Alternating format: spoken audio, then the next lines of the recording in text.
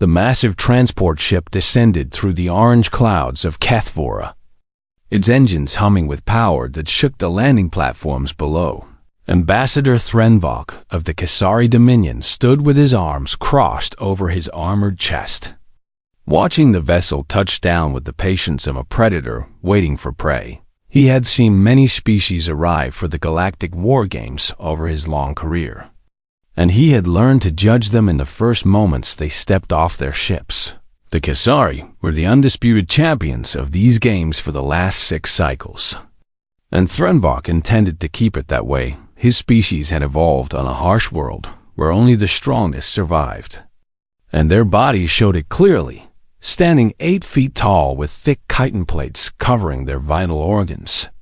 The Kasari were built for war in ways that most species could only dream about. Their 4 arms could crush stone. Their compound eyes could track movement in complete darkness, and their twin hearts pumped blood that carried twice the oxygen of most humanoid species. Beside him stood High Commander Yulmara of the Vethric hegemony, her massive frame casting a shadow over the smaller delegates gathered on the platform. The Vethric came from a world with gravity 3 times the galactic standard, and their bodies had evolved to match dense muscle wrapped around bones as hard as steel, and their reflexes operated at speeds that seemed almost supernatural to other species. Yulmara had personally killed a Kasari champion in the last war games, earning her the respect of even Threnvok himself. "The humans are finally here," she said, her deep voice rumbling like distant thunder. Threnvok made a sound that his translator could not quite convert into words, something between amusement and contempt. "Yes, the newcomers," he replied. "I have read the intelligence reports on their species, and I must admit I am curious to see them in person." The transport's main doors hissed open, and steam poured out into the cool air of Kethvora. For a long moment, nothing happened, and some of the gathered delegates began to whisper among themselves. Then the humans emerged. Threnvok felt his mandibles twitch in surprise. Though he quickly controlled the reaction, the humans were small, barely reaching the chest of an average Kasari warrior. Their skin was soft and exposed, with no natural armor plating or protective scales. Their limbs were thin, their movements slow compared to the lightning-fast Vethric. They looked fragile, like creatures that had somehow wandered into the wrong part of the galaxy. The human delegation numbered about 50 individuals, walking in neat rows with a discipline that Threnvok could at least appreciate.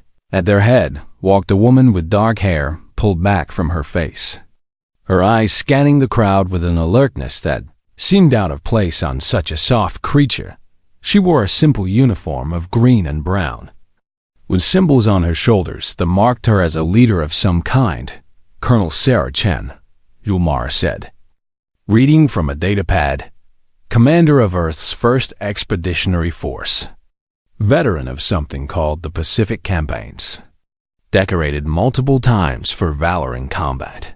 Threnvok studied the woman as she approached the welcoming committee.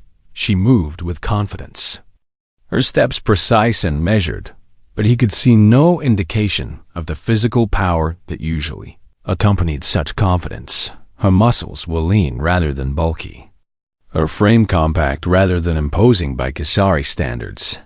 She would barely qualify as an adolescent valor, Threnvok repeated, tasting the word. "I wonder what passes for valor among a species so obviously unsuited for warfare." The human colonel stopped before the assembled delegates and offered a gesture that the translator identified as a greeting of respect among her kind. Her hand touched her forehead briefly before dropping back to her side. "On behalf of the United Earth Coalition, I thank you for the invitation to participate in the Galactic War Games," she said, her voice clear and steady. "My people are honored to test ourselves against the greatest warriors the galaxy has to offer." Threnvok exchanged a glance with Yulmara. The translator had rendered her words perfectly, but something in her tone suggested she actually believed what she was saying. Either The humans were completely ignorant of what they faced. Or they possessed a confidence that bordered on delusion. Grand Marshal Lexory of the Illuminated Collective stepped forward to respond. Her species were empaths, capable of reading the emotional states of other beings with perfect clarity. They served as neutral arbiters for the war games, ensuring fair play among the competing species. "Welcome, Colonel Chun," Lexory said, her voice musical and gentle. "Your species is young among the stars, but we are pleased to have you join us for this historic event." Something flickered across Lexory's face as she spoke. A moment of confusion that Threnvok did not miss. The empath's brow furrowed slightly, and her large eyes narrowed as she studied the human leader. "Is there something wrong?" "Grand Marshal," Yulmar asked. Noticing the same reaction, Lexory hesitated before answering, choosing her words with unusual care. "No, nothing wrong," she said slowly. "I simply find the humans rather difficult to read. Their emotional patterns are unlike anything I have encountered before." Colonel Chun smiled at this, a small expression that showed her teeth in what the translator identified as a sign of amusement rather than aggression. "We are full of surprises, Grand Marshal," she said. "Now, if someone could direct us to our assigned training facilities, my people would like to begin warming up immediately." "Warming up," Threnvok repeated, unable to hide his confusion. "Yes," Chum replied. "We have been in transit for 3 weeks, and my soldiers are eager to move their bodies. Sitting still for so long makes humans restless. And restless humans are not at their best." The coalition officials quickly assigned the humans a training field at the edge of the main complex. Next to the Khazari compound, Threnvok recognized the placement for what it was. A subtle insult that put the newcomers in the shadow of the reigning champions. He approved of the message it sent as the humans marched away toward their assigned area. Threnvok turned to Yulmara. "They will not last 3 rounds," he predicted. Yulmara nodded in agreement. Her powerful arms folded across her chest. "Their bodies are too weak," she said. "Whatever courage they possess will mean nothing when they face a true warrior species in combat." Threnvok watched Colonel Chun disappear around a corner, her small form swallowed up by the massive architecture of the War Games complex. For a moment, just a brief moment, he thought he saw something in her eyes that gave him pause. It was not fear, which he would have expected and understood. It was not arrogance, which he would have recognized and dismissed. It was something else entirely, something his long experience could not quite identify. He shook off the feeling and turned back to his own duties. The humans were soft and weak, and no amount of confidence could change the fundamental facts of biology. The War Games would prove this truth soon enough, and the galaxy would see exactly what happened when fragile creatures tried to play at being warriors. Little did Threnvok know that within 3 days, everything he believed about strength and weakness would be turned completely upside down. The morning sun of Kethvora rose blood-red over the training grounds, casting long shadows across the packed dirt of the exercise fields. Threnvok had positioned himself on a raised platform, overlooking the human compound, telling himself that he was merely conducting routine observation of a potential opponent. In truth, curiosity had drawn him here more than strategy. The humans had begun their activities before dawn, and by the time Threnvok arrived, they were already deep into whatever strange rituals their species used to prepare for combat. He expected to see weapons training, or perhaps some form of meditation that softer species often used to calm their fears. What he witnessed instead made his secondary. Hearts skipped their rhythm. The humans were running not toward anything, not away from anything, just running in circles around their training field like prey animals, being chased by invisible predators. Their legs pumped steadily, their arms swung at their sides, and their faces showed clear signs of physical strain. Sweat poured down their skin, darkening their uniforms and dripping onto the ground beneath them. Threnvok watched in confusion as they continued this behavior. For nearly an hour without stopping, his translator picked up the shouted commands of their drill instructors. Harsh voices that pushed the runners to move faster, even as their bodies began to show signs of failure. Faster. Faster. You want to live, you run faster than the enemy. Pain is weakness leaving the body. Embrace it. When your lungs burn, that means they are working. Push through it. One of the human males stumbled and fell to his knees. His chest heaving with desperate breaths, Threnvok expected his companions to stop, to carry him away for medical treatment as any sensible species would do instead. The fallen human forced himself back to his feet, wiped vomit from his mouth with the back of his hand, and rejoined the formation. No one slowed down for him. No one seemed surprised that he continued after the running finally ended. The humans dropped to the ground and began pushing themselves up and down with their arms, their bodies straight as boards, their faces contorted with effort. They did this hundreds of times, until their arms shook and their muscles trembled visibly under their skin. Then, they flipped onto their backs and began a different exercise, curling their upper bodies toward their knees over and over again. The drill instructors walked among them, shouting encouragement that sounded more like threats. You stop when I tell you to stop. Your body is a tool and you are its master. Pain is temporary. Weakness is forever. Threnvok found himself gripping the railing of his observation platform so hard that the metal bent under his fingers. He could not look away from the spectacle below. The humans were clearly suffering, their faces twisted with exhaustion and discomfort, their bodies pushed far beyond what seemed reasonable or safe, and yet they continued. A presence beside him made Threnvok turned his head. Yulmara had arrived without him noticing, her massive form moving with surprising stealth for such a large creature. She said nothing at first, simply watching the humans below with an expression that mirrored his own confusion. Their pain receptors, she finally said, a voice barely above a whisper.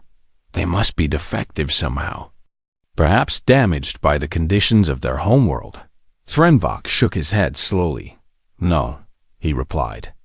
The intelligence reports are clear on this matter.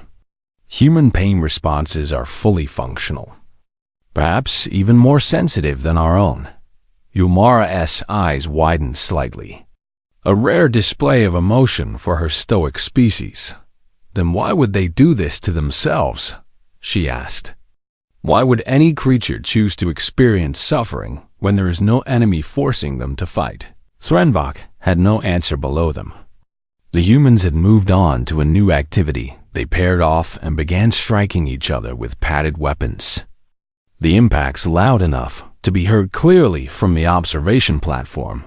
The padding softened the blows, but did not eliminate them entirely, and Threnvok could see bruises forming on exposed skin as the training continued. One human female took a strike to the face that split her lip and sent blood streaming down her chin. She did not stop fighting. She did not even pause. Instead, she spat blood onto the ground and launched a counterattack that drove her sparring partner backward across the training field.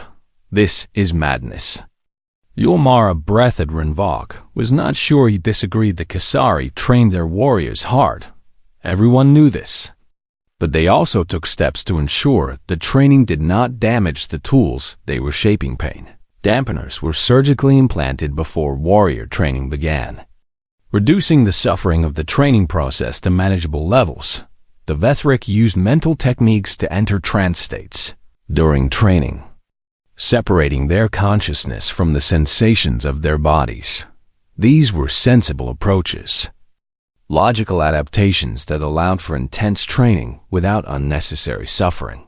Humans had no such mechanisms. They felt everything. Every moment of pain, every surge of exhaustion, every screaming nerve and burning muscle, and they continued anyway as the morning wore on.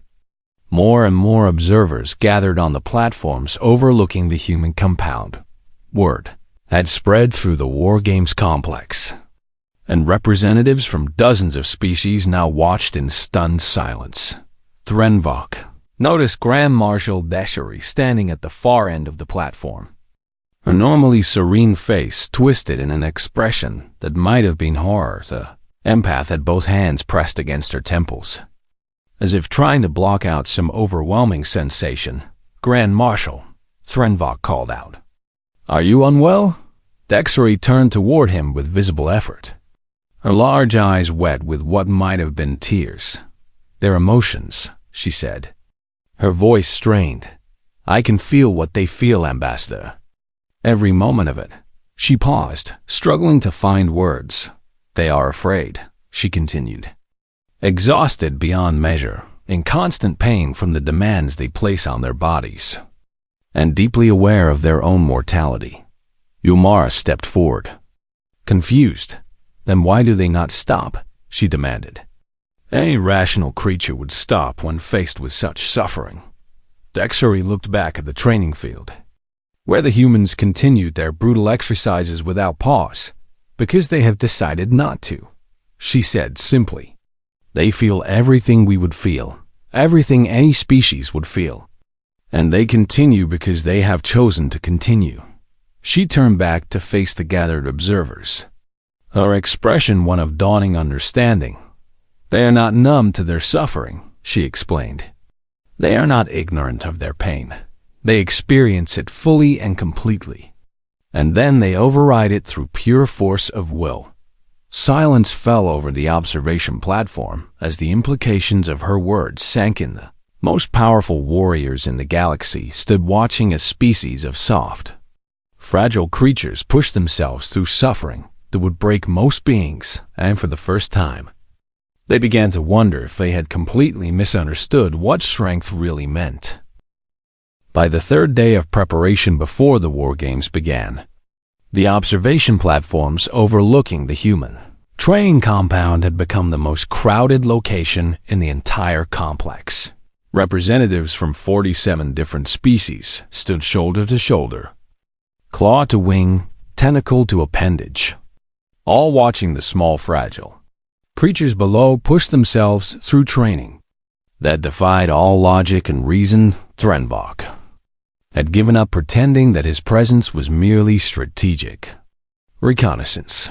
He came every morning before the sun rose and stayed until the last human retired for the night.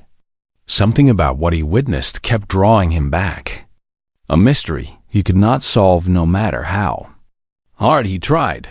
Today the humans were practicing something they called combatives, a form of hand-to-hand fighting that made their earlier sparring look gentle by comparison. They threw each other to the ground with tremendous force, applied joint locks that bent limbs in directions they were never meant to go, and choked each other until faces turned purple and bodies went limp. And they did this to each other willingly. One human male had his shoulder dislocated during a throw, the joint popping out of its socket with a sound that made even Threnvok wince. The medics rushed over and reset the joint with practiced efficiency, a procedure that looked incredibly painful even to an observer. The human grimaced, flexed his arm experimentally, and returned to training within minutes. "This cannot be normal," Yulmara said from beside him, "even for a Death World species. This level of self-inflicted damage is beyond anything I have ever witnessed." Threnvok could only nod in agreement. The Kisari homeworld was harsh, filled with predators and environmental dangers that had shaped his species into the warriors they were today. But even the Kisari treated their bodies with a certain respect, understanding that a damaged warrior was a less effective warrior. The humans seemed to operate under a completely different philosophy. They treated their bodies like raw materials to be forged in fire, accepting damage and pain as necessary parts of the shaping process. Every injury was a lesson learned, every scar a mark of experience gained. Around midday, the humans began a new exercise that drew gasps from the gathered observers. A large pool had been set up at one end of their training ground, and soldiers were being submerged in the water with weights attached to their bodies. They sank to the bottom and were required to complete complex tasks while their lungs burned for air, their bodies screaming with the desperate need to breathe. Those who panicked were pulled up, allowed to recover, and sent back down to try again. Those who remained calm completed their tasks and surfaced with expressions of grim satisfaction. Threnvok watched one young human stay underwater for nearly 4 minutes, her face turning dark with the effort of holding her breath, while she untied knots and assembled small devices. When she finally surfaced, she gasped for air like someone who had nearly drowned, her whole body shaking with the after effects of oxygen deprivation. Then she smiled. She actually smiled, as if she had just accomplished something wonderful instead of surviving something horrible. "What are they preparing for?" asked a delegate from the Crystalline Consortium, their mineral body chiming softly with each word.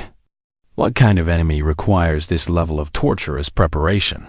Grand Marshal Dexori answered from nearby, her voice heavy with exhaustion from days of emotional exposure to human training. "They are not preparing for a specific enemy," she said. "They are preparing for any enemy, for every enemy, for situations they cannot predict and challenges they cannot imagine." She gestured toward the training field below.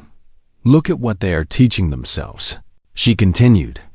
"They are learning to function when they cannot breathe, to fight when their bodies are damaged, to think clearly when pain and fear should make thinking impossible." The empath paused, choosing her next words carefully. "They are not training their bodies," she said. "They are training their minds to ignore what their bodies tell them." Silence fell over the observation platform. 47 species, representing the most formidable warriors in known space, stood without speaking as they processed what they were witnessing. The Kasari had spent generations perfecting surgical techniques to dampen pain, believing that warriors performed better when suffering did not distract them. The Vethric had developed mental disciplines that separated consciousness from physical sensation, achieving a kind of battle trance that made them nearly unstoppable. The Illuminated Collective had evolved empathic bonds that allowed them to share sensations among their warriors, distributing suffering across many minds so that no single individual was overwhelmed. Every species had found ways to manage or minimize the suffering of combat. The humans had taken a completely different path. They had kept the suffering. They had learned to function within it, to accept it as a constant companion rather than an obstacle to overcome. They had transformed pain from a weakness into a source of strength, using it as a teacher that showed them the limits of their bodies so they could push beyond those limits. As the sun began to set on the third day, Threnvok watched the humans gather for their evening meal.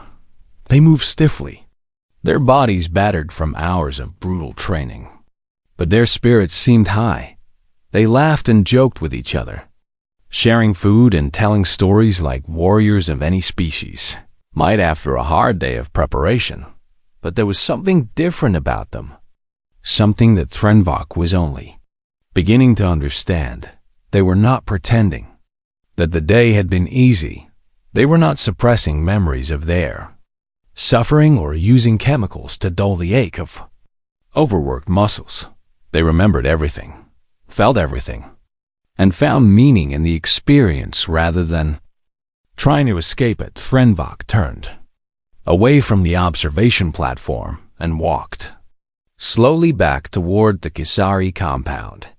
His mind was troubled in ways he had not experienced since he was young and uncertain of his place in the universe. He had come to Kathvora, confident that the Kisari would triumph once again, that no species could match the warriors his people had spent generations perfecting.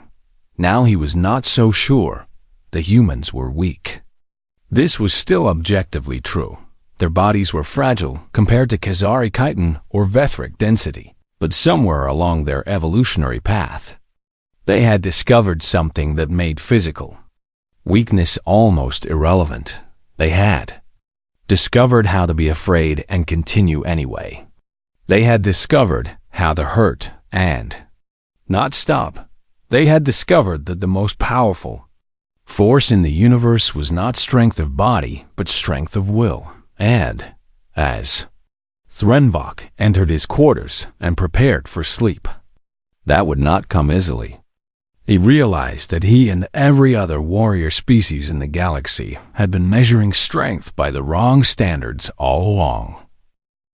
On the fifth night before the war games began, Threnvok found himself standing outside the human barracks with a request for a private audience. He had spent 2 sleepless nights trying to understand what he had witnessed, and his failure to make sense of it all had finally driven him to seek answers from the source kernel, Sarah. Chun received him in a small room that smelled of sweat and medical antiseptic, a combination that somehow seemed appropriate for everything he had learned about her species. She sat across from him at a simple table, her body showing the accumulated wear of 5 days of brutal training. Dark circles under her eyes spoke of insufficient sleep, and bandages on her hands covered blisters and cuts from weapons practice. Despite all this, she met his gaze directly and without any sign of fear or discomfort. "Ambassador Threnvok," she said, her voice calm and welcoming. "I have been wondering when one of the other delegations would come to ask their questions directly." Threnvok settled his large form into a chair that creaked under his weight but held firm. "Your people are afraid," he said without preamble. It was not a question, and Chun did not pretend it was. "Terrified most days," she agreed. "Every soldier out there knows exactly what they are facing in these games. They know how outmatched they are in terms of physical capabilities." Threnvok leaned forward, his compound eyes studying her face for any sign of deception. "You feel pain when you train," he continued. "Every moment," Chun replied. "Every exercise, every drill, every sparring match. We feel all of it completely and without any dampening." "Then why?" Threnvok demanded, the question that had haunted him finally bursting free. "Why do you continue when every signal your body sends tells you to stop?" Chun was quiet for a long moment, and Threnvok could see her gathering her thoughts carefully before responding. "Let me tell you something about where we come from," she said. Finally, she leaned back in her chair and folded her hands on the table. "Earth is what the galactic community calls a death world," she began. "Our planet is filled with predators, disasters, diseases, and environmental challenges that would overwhelm most species. And humans are not physically impressive compared to many of our world's other inhabitants." Threnvok nodded. Having read these facts in the intelligence briefings, the creatures that wanted to eat us were faster than we were. Chun continued. "They were stronger than we were. They had claws and fangs and armor plates that we could not match. In a fair fight between an early human and almost any predator on our world, the human would lose every time." She paused, her eyes distant as if looking back through millions of years of her species' history. "But we did not fight fair," she said. "We could not afford to, so we learned to fight smart instead. We learned to use tools and traps and tactics that turned our weaknesses into advantages." Threnvok understood this much. Tool use was common among intelligent species. "That is not what I am asking about," he said. "Many species use tools. Many species employ strategy. What I am asking about is the suffering you inflict on yourselves during training."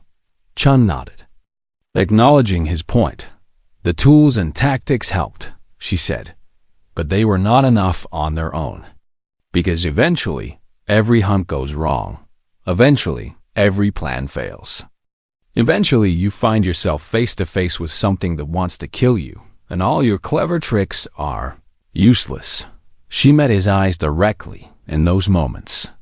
"The only thing that determines whether you live or die is your ability to keep going when everything in you screams to stop." Threnvok felt something shift in his understanding, a door opening in his mind. "So you train yourselves to ignore the signals," he said slowly. No, Chun replied firmly. We do not ignore them. Ignoring them would be dangerous, because pain and fear exist for good reasons. They tell us when something is wrong, when we are in danger, when we need to change our approach. She leaned forward. We train ourselves to receive the signals and choose how to respond to them, she explained. Pain tells us that our bodies are being damaged, but we decide whether that damage is acceptable given what we are trying to accomplish. Fear tells us that we are in danger, but we decide whether running away or standing firm is the better response. Threnvok sat in silence for a moment, processing her words. The Kasari undergo surgical modification to dampen pain responses before warrior training begins, he said. We believe that warriors perform better when they are not distracted by suffering. Chun shook her head. With respect, Ambassador, I think that approach has a fundamental flaw. What flaw? You are training your warriors to fight without pain, she said.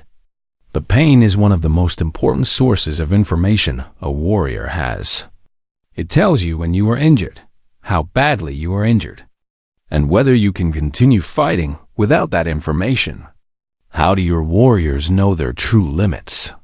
Threnvok opened his mouth to respond, then closed it again. He had never considered this perspective before. We remove the distraction of pain so that our warriors can focus on combat, he said.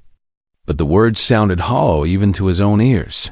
You remove the teacher that helps warriors understand themselves, Chum countered gently. Our training is brutal, yes, and every moment of suffering teaches our soldiers something about what they can endure. By the time they face real combat, they know exactly how much their bodies can take because they have taken it before. She gestured toward the door, beyond which her soldiers rested. Every human you see out there has been pushed to their breaking point multiple times, she said. They know where that point is, and more importantly, they know that they can reach it and survive. They know that the moment when their body says stop is not actually the end. Threnvok thought about his own warriors, surgically modified to feel minimal pain, entering combat with no real understanding of how much damage they could sustain. Suddenly, the Khazari approach seemed less like wisdom and more like willful blindness. You forge yourselves. Through suffering you choose, he said slowly. Testing the idea, we call it discipline, Chun replied. It means teaching yourself to do what is necessary, even when everything in you resists. It means understanding that you are more than your body and more than your instincts, she smiled. A small expression that transformed her tired face. It means deciding every single day that there are things more important than comfort, she finished. Sometimes more important than survival itself. Threnvok sat with this for a long moment. Khazari Way suddenly seemed incomplete. A path that avoided difficulty rather than embracing it. His species had spent generations trying to minimize suffering, never considering that suffering itself might have value. The elder races, he said finally. The ones who came before us and built the foundations of galactic civilization. They speak of humans with something that sounds almost like fear. Chun raised an eyebrow. Really? I never understood why. Threnvok admitted. Until now, he rose from his chair, his massive form towering over the small human woman. Thank you for your time, Colonel Chun, he said. You have given me much to think about. Chun rose as well and offered him that strange human gesture, the hand touching the forehead. Good luck in the games. Ambassador, she said. Threndov paused at the door. I no longer believe luck will be the determining factor, he replied. Then he walked out into the night, carrying with him an understanding that would change everything he believed about strength and weakness and the true nature of warriors.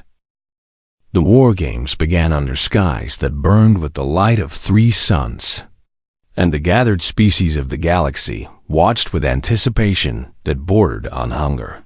Threnvok stood in the command center of the Kasari delegation. monitoring the progress of his warriors as they carved through their early opponents with the efficiency that had made them champions for 6 consecutive cycles on screens throughout the complex. Battles raged across a dozen different environments, from frozen wastelands to burning deserts to dense jungles that hid dangers at every turn. The humans lost their first 3 matches. Threnvok watched their defeats without the satisfaction he would have expected to feel, seeing instead the grim determination on their faces as they were overwhelmed by physically superior opponents. In their first match against the Vethric, the humans were simply outmuscled, unable to match the raw power of warriors evolved in crushing gravity. In their second match against the Crystalline Consortium, they struggled against enemies who felt no pain and could regenerate from damage that would kill organic beings. In their third match against the Illuminated Collective, they were outmaneuvered by enemies who shared thoughts and sensations across their entire force. Each time, the humans fought hard before falling each time. They left the field bloody and battered, but still standing, and each time, Threnvok noticed something that the other observers seemed to miss. The humans were learning. Their fourth match was against a Khazari hunting pack in a simulated urban environment. And this time, everything was different. The Khazari warriors moved through the ruined cityscape with the confidence of apex predators, their pain-dampened bodies allowing them to ignore minor injuries as they hunted their human prey. By all metrics, by every calculation that military strategists across the galaxy could make, the outcome was predetermined. The Khazari were larger, stronger, more heavily armored, and functionally immune to the suffering that would slow other species down. Match was expected to last perhaps 2 hours before the humans were eliminated. It lasted 11 hours. Threnvok watched in growing disbelief as his warriors reported contact after contact with human forces that refused to stay down. A Khazari squad cornered a human fire team in a collapsed building, and the fight that should have been over in minutes stretched into an hour of brutal close-quarters combat. The humans took wounds that would have incapacitated warriors of any other species, and they kept fighting. One human soldier had 3 ribs broken by a Khazari punch that would have shattered a normal being's entire chest. He wrapped his torso with torn fabric, picked up his weapon, and returned to the fight. A human female took a slash from Khazari claws that opened her arm from shoulder to elbow. Blood pouring from the wound in sheets, she applied a tourniquet with her teeth, switched her weapon to her other hand, and continued advancing. The Khazari began to falter, not because they were being overpowered, but because they were facing something they had never encountered before. Every time they inflicted damage that should have ended a human's combat effectiveness, the humans simply continued as if the damage did not matter. Every time they gained an advantage that should have led to victory, the humans adapted and found new ways to fight back. The Khazari warriors had been trained to fight enemies who could be defeated, enemies who would break when enough damage was dealt, enemies who would retreat when the situation became hopeless. The humans showed no signs of breaking. They showed no understanding of hopelessness. They fought as if the concept of surrender simply did not exist in their minds. At the 11-hour mark, Khazari squad leader Vornax found himself with only 3 functional warriors remaining from his original pack of 12. His communication device crackled with reports from across the battlefield, and none of them were good. Human forces were advancing on multiple fronts, taking terrible casualties, but never stopping, never hesitating, never giving the Khazari time to regroup and reorganize. Vornax made a decision that no Khazari squad leader had made in over 100 years of war games competition. He signaled surrender. The arena fell silent as the results were announced, and for a long moment, no one seemed to know how to react. The humans had won. They had won against the species that had dominated the war games for 6 consecutive cycles. They had won with inferior bodies, inferior weapons, and inferior numbers. They had won simply because they refused to stop fighting in the aftermath of the match. Threnvok made his way to the medical stations, where wounded from both sides were being treated. He found Colonel Chun there, helping to carry injured Khazari warriors toward the treatment facilities. Her own body was battered, one eye swollen shut, and her left arm in a makeshift sling. But she worked alongside her soldiers without complaint. "Colonel," Threnvok said. Approaching her carefully, Chun looked up and offered a tired smile. "Ambassador, I hope your warriors are being treated well." Threnvok watched as a young human male helped a Khazari warrior nearly twice his size to his feet, the two former enemies leaning on each other as they walked toward medical care. "They are," he replied. "I came to congratulate you on your victory." Chun shook her head. "It was not a victory," she said. "Not really. We lost 40% of our force in that engagement. And we only won because your warriors finally decided that the cost of continuing was too high." Threnvok considered her words. "That is the definition of victory in warfare," he said. "Convincing your enemy that further resistance is futile." "Maybe," Chun admitted. "But we did not convince them through superior strength or tactics." "No," Threnvok agreed. "You convinced them through something else entirely." He looked around at the mixed groups of humans and Khazari, former enemies now helping each other recover from their shared ordeal. "I understand now why the elder races speak of your species with something like fear," he said quietly. Chun raised an eyebrow. Inviting him to continue, "We look at you and see soft bodies.